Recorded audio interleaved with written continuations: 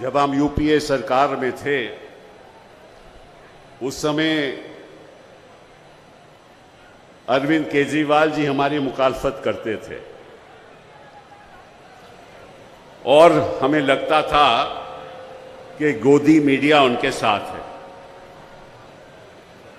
लेकिन समय बदल गया, सरकारें बदल गई, प्रधानमंत्री बदल गए और गोदी मीडिया भी शिफ्ट कर गया। अब गोदी मीडिया सरासर मोदी जी के साथ है। कई और चीजें भी बदल गई। उन्होंने कहा था कि आपने कांग्रेस को 60 साल दिए, केवल हमें 60 महीने दो कि हम हिंदुस्तान की कायाकल्प बदल देंगे, हिंदुस्तान को बदल देंगे, हिंदुस्तान को इतना प्रगतिशील बना देंगे, इतना प्रगतिशील बना देंगे कि विश्व देखता रह जाएगा। 60 महीने नहीं, उनको लगभग 120 महीने मिले और इन्होंने हिंदुस्तान का नक्शा बदल दिया। इनको केवल मीडिया ने, उन्होंने केवल मीडिया को गोदी मीडिया नहीं बनाया, सब संस्थाओं को गोदी बना दिया। चाहे वो इलेक्शन कमीशन हो, चाहे वो ईडी हो, चाहे वो सीबीआई हो, चाहे कोई भी संस्था हो, जुडिशरी के अलावा इन्होंने सबको अपनी गोदी में बैठा दिया। उसका नतीजा क्या हुआ कि लोकतंत्र खतरे में है, भाईचारा खतरे में है और जो इनकी मन मर्जी होती है वो ये करते हैं। आज मैं आपके सामने एक निर्दलीय सांसद के रूप में खड़ा हूं और मैं सोचता हूं और जानता हूं कि वक्त आ गया है कि सभी विपक्षी दलों को एकजुट होकर मोदी जी का सामना करना होगा। जिस तरह से मोदी जी शासन चला रहे हैं, मुझे नहीं लगता कि कोई भी सरकार बच पाएगी। आपको याद होगा कि हमेशा मोदी जी मंच पे कहते हैं कि मुझे एक डबल इंजन सरकार चाहिए। अब डबल इंजन सरकार का मतलब क्या है?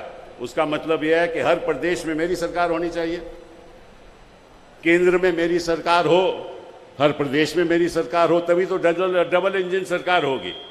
इसका मतलब लक्ष्य क्या है? लक्ष्य क्या है कि सारी ऑपोजिशन को खत्म करना, सारे प्रदेशों को अपने कब्जे में ले लेना, यही है लक्ष्य। लेकिन डबल इंजन सरकार बनेगी नहीं। मैं आपको आज एक बात बताना चाहता हूं कि ये सरकार डबल इंजन सरकार कभी हो ही नहीं सकती, केवल ये डबल बैरल सरकार है। डबल बैरल क्यों? कि एक बैरल तो ईडी और दूसरा बैरल सीबीआई। अब इन्होंने दिल्ली के साथ क्या किया, उस बात पे मैं अब आना चाहता हूं। आपने मुख्यमंत्री जी को चुना, दिल्ली सरकार में इतनी बहुमत के साथ आम आदमी पार्टी आई, लेकिन जब से आम आदमी पार्टी यहां शासन कर रही है, तब से इनका इरादा यह है कि किसी तरीके से इस शासन को चलने ना दो। आपको मालूम है कि संविधान में, क्योंकि दिल्ली एक राजधानी है, इसलिए मैं सरल तरीके से आपको समझाना चाहता हूं। मैं कोई कानूनी बात नहीं करूंगा, लेकिन ऐसी बात करूंगा जो आप लोगों को समझ आए। संविधान हमारा यह कहता है कि 3 चीजें केंद्र सरकार के हक में होंगी, जिसके बारे में राज्य सरकार जो है, जो केजरीवाल की सरकार है, उसमें दखल अंदाजी नहीं हो सकती। पहला तो जमीन, लैंड। ये क्यों? क्योंकि अगर दिल्ली जो हमारी राजधानी है, वहाँ एक डेवलपमेंट होगी और किस तरह से मकान बनेंगे, किस तरह से इमारतें बनेगी, तो उसका सारा पावर जो है वो केंद्र सरकार को है, वो सही भी है। दूसरा, पुलिस। यहां कोई दंगे हो जाएं, यहां कोई फसाद हो जाए, तो क्योंकि राजधानी है, पुलिस की पावर भी केंद्र सरकार को होगी। और तीसरा, पब्लिक ऑर्डर, जिसको हम कहते हैं सार्वजनिक व्यवस्था।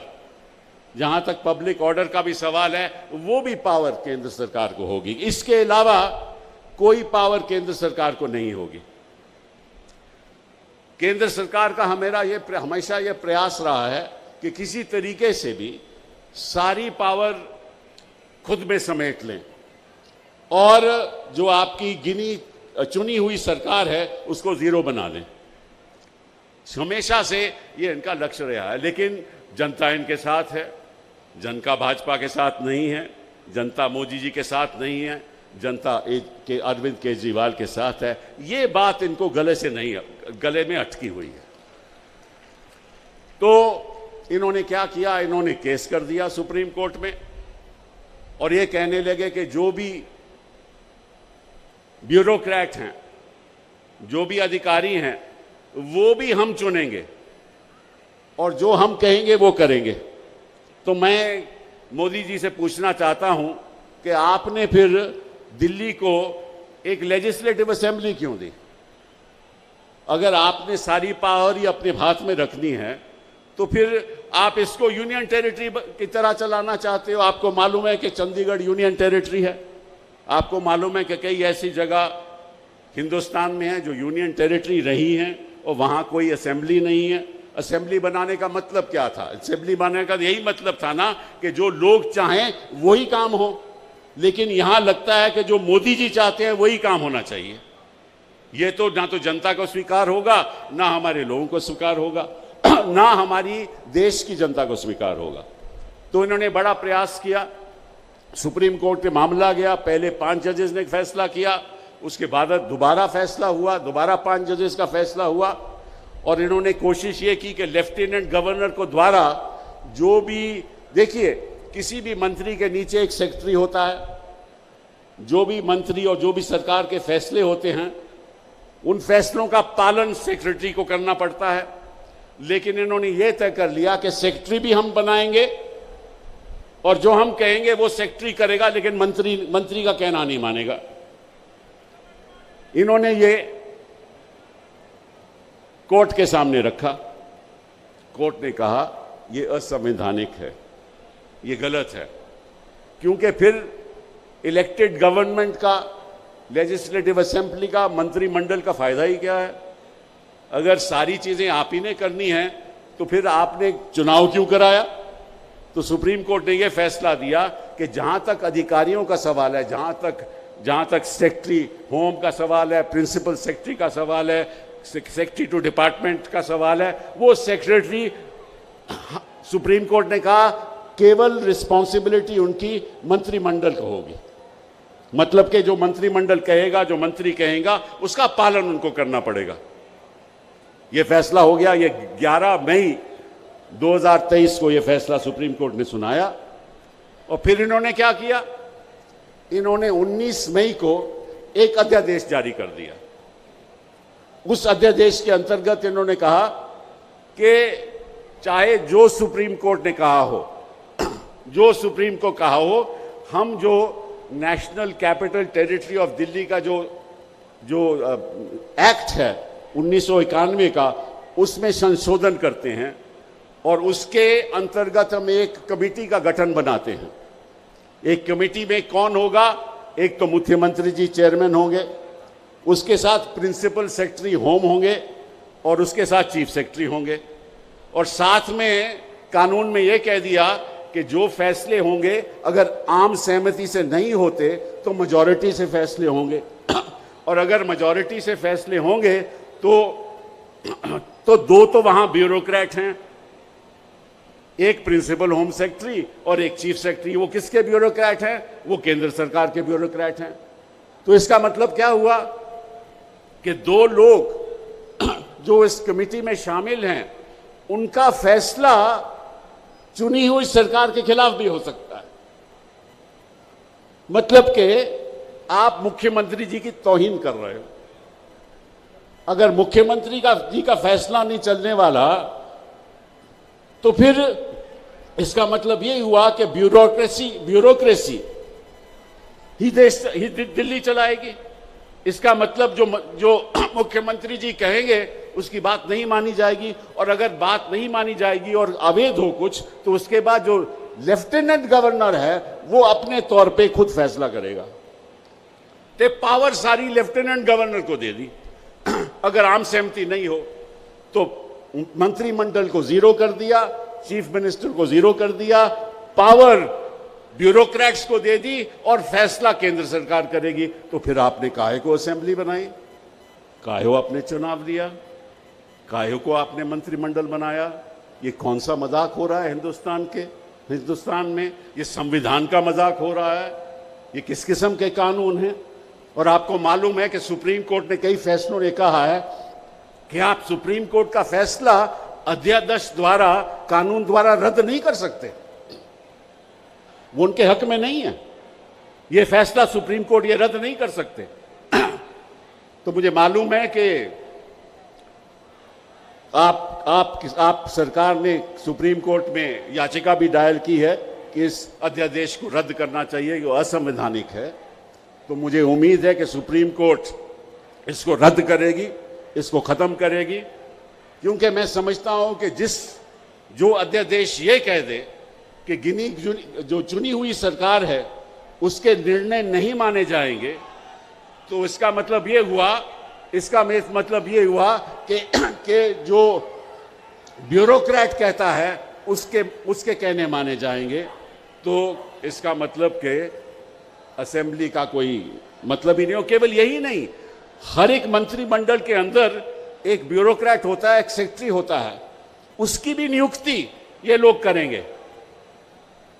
उसके हक क्या होंगे ये भी ये लोग करेंगे। और अगर इसमें भी कोई मतभेद हो कमेटी में तो वो भी फैसला लेफ्टिनेंट गवर्नर करेगी। आज मैं यहां आया हूं, इसलिए आया हूं कि मैं समझता हूं कि जब भी संविधान पे आक्रमण होता है तो हम लोगों को इकट्ठा होकर खड़ा होना चाहिए। मैं एक निर्दलीय सांसद हूं, मैं किसी पार्टी से जुड़ा नहीं हूं। अखिलेश जी की वजह से उन्होंने मुझे निर्दलीय रूप में यहां पार्लियामेंट में भेजा है, और मेरा मकसद ये रहेगा कि आने वाले दिनों में हर प्रदेश में जाकर मैं ये बात कहूँगा कि वक्त आ गया है कि हम सबको एकजुट होकर मोदी जी के खिलाफ लड़ाई लड़नी चाहिए।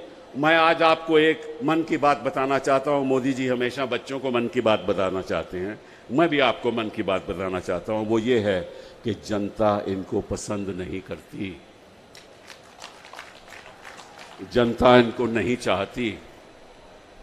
जनता कहती है काफ़ी हो गया, आपको बड़ा वक्त दे दिया, आप तो एक अमीरों के प्रधानमंत्री हैं, आम जनता के मामलों में तो आप दखलंदाजी नहीं करते। जनता पिस रही है। मैं आपको सच बात बताऊं कि आज के दिन में कौन सा ऐसा विभाग है जिसमें आम आदमी का फायदा हुआ हो। इस देश में 10% लोगों की जो संपत्ति है, 10% लोगों की जो संपत्ति है, वो देश के जो 76% संपत्ति है वो 10 लोगों के पास है। 76%।